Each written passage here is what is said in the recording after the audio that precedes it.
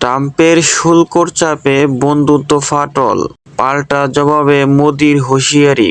মার্কিন president Donald ট্রাম্পের 25% শুল্কের আরোপের সিদ্ধান্ত ভারত মার্কিন বাণিজ্য সম্পর্কে উত্তেজনা দেখা দিয়েছে।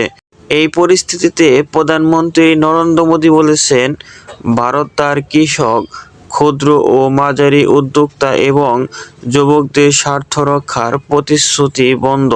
তিনি স্বদেশী এবং ভোকাল ফর লোকাল আন্দোলনের মাধ্যমে দেশীয় শিল্পকে সমর্থনের আহ্বান জানিয়েছেন। ভারতীয় রপ্তানিকারকরা উদ্বেগ প্রকাশ করে বলেছেন, এই শুল্কের ফলে মার্কিন ক্রেতারা অর্ডার বাতিল করতে পারেন, যা তাদের ব্যবসার জন্য হুমকির সৃষ্টি করবে। উল্লেখ্য, 2025 সালের ফেব্রুয়ারিতে মোদি ও ট্রাম্পের বৈঠকে দুই দেশ 2030 সালের মাধ্যমে দ্বিপাক্ষিক বাণিজ্য $500 বিলিয়ন উন্নত করার লক্ষ্যে কাজ করার সিদ্ধান্ত নেয়।